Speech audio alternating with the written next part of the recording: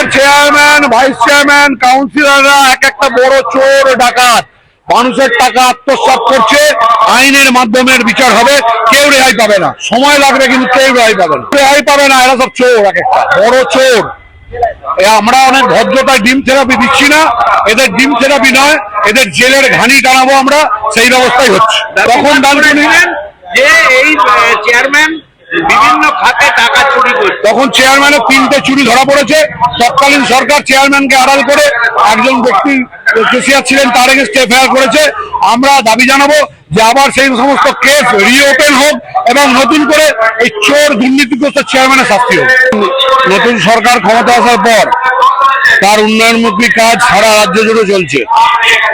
অনেক জায়গায় পৌরসভার চেয়ারম্যানরা পদত্যাগ করেছে, সেখানে অ্যাডমিনিস্ট্রেটর বসেছে। সরকার দ্রুত গতিতে কাজ করছে।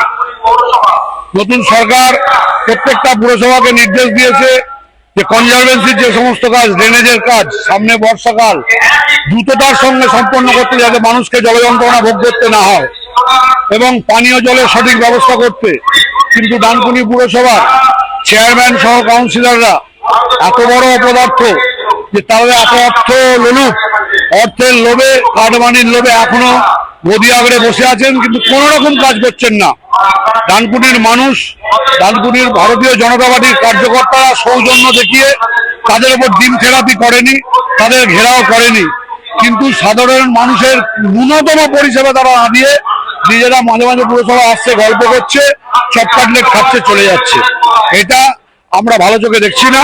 তাই আমরা ডানকুনির সাধারণ মানুষের স্বার্থে এই জল নিকাশি, মানুষের কাছে পানীয় জল পৌঁছে দেওয়া, পানীয় জলের জন্য যারা ব্যবসা করে তাদের সুইট সার্টিফিকেটের জন্য এনওসি দেওয়া সহ বিভিন্ন জায়গায় মশার উপদ্রব, ডেঙ্গুর আশঙ্কা, চুন ব্লিচিং দিচ্ছে না, মশা মারা ওষুধ দিচ্ছে না, মানে ন্যূনতম যে পরিষেবা সেটাও ডানকুনি পুরসভা গত 4 মের পর থেকে বন্ধ করে দিয়েছে। অথচ গদি আঁকড়ে বসে আছে। আমরা বলছি যে নয় মানুষকে পরিষেবা নিন, নয় গদি ছাড়ুন। তার জন্যই আজকে ডেপুটেশন। ডানকুনির মানুষের যেটা সঠিক বক্তব্য সেটাই আমি ফেসবুক লাইভের মাধ্যমে তুলে ধরেছিলাম, এবং প্রচুর মানুষ সেটাকে সমর্থন করছে।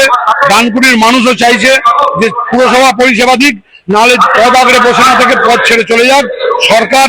তার মতো করে ডানকুনি পুরসভার যে সমস্ত সরকারি অফিসাররা আছে তাদের সাথে নিয়ে প্রয়োজনে অ্যাডমিনিস্ট্রেটর বসিয়ে মানুষকে পরিষেবা দেবে। তার জন্য পার্টি থেকে উদ্যোগ নেওয়া হয়েছিল, এবং সিঙ্গুরের এমএলএ, আমাদের ভারতীয় জনতা পার্টির নেতৃত্ব, বিভিন্ন পদাধিকার, সমস্ত কারখানার মালিক থেকে গত মঙ্গলবার ভিডিও মিটিং হয়েছে। NS2 সেখানে উপস্থিত ছিল। সব রকম ব্যবস্থা আমরা করছি, কিন্তু ডানকুনি মিউনিসিপ্যালিটি এখনো পৌরসভার চেয়ারম্যান আছেন, তাই তার একটা ভূমিকা আছে, তিনি সে ভূমিকা পালন করছেন না। অথচ পদ আঁকড়ে বসে আছেন।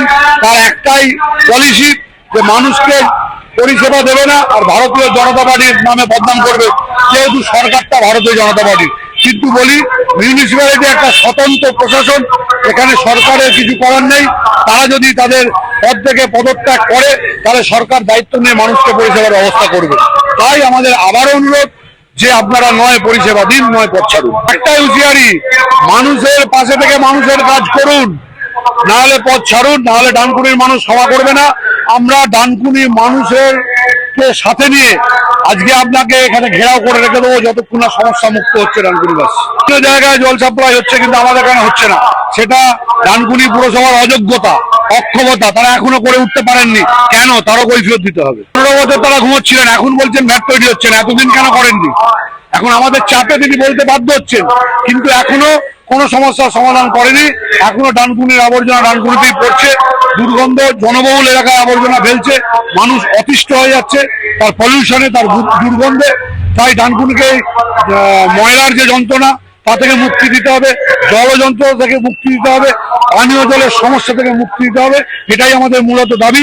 তা না দিতে পারলে আগামী দিনে ঘেরাও আন্দোলন হবে, মানুষকে হাতে নিয়ে আমরা এর প্রতিবাদ করব। এবং দেখা যাচ্ছে যে বিভিন্ন জায়গায় আবর্জনার স্তূপ, আবর্জনাগুলো পড়ে আছে, পরিষ্কার করার কেউ নেই, জায়গায় জায়গায় জল দাঁড়িয়ে আছে।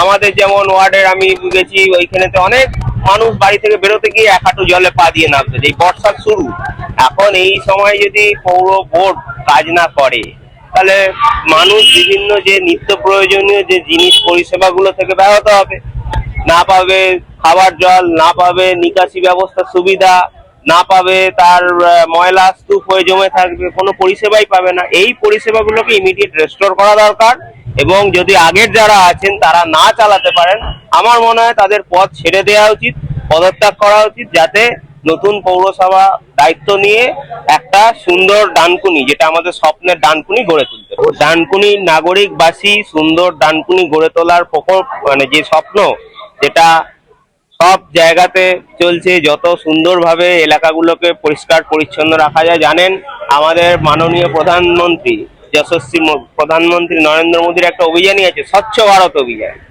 কয়েকদিন আগে আমরা বিভিন্ন জায়গায় করেওছি। তো তার স্বপ্নকে বাস্তবায়িত করতে হবে আমাদের এই ডানকুনিতেও, যাতে স্বচ্ছ ডানকুনি আমরা গড়ে তুলতে পারি, নির্মল ডানকুনি গড়ে তুলতে পারি, এবং সমস্ত নাগরিক পরিষেবা, স্বাস্থ্য থেকে শুরু করে এসেন্সিয়াল যা যা সার্ভিস আছে, সেগুলো যাতে কোনো ব্যাহত না হয়, সেদিকেও আমাদের খেয়াল রাখতে হবে। তাই আমাদের দাবি, পৌর বোর্ড যারা বর্তমানে আছেন তারা যদি না চালাতে পারেন, তারা পথ ছেড়ে দিক।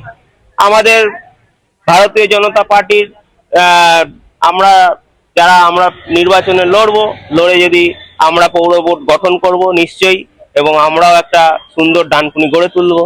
ডাক্তারবাবু, আপনার নাম? আমার নাম সবাই জানে, আবার নতুন করে বলছি, ডাক্তার মৃগাঙ্ক মৌলি সাহা।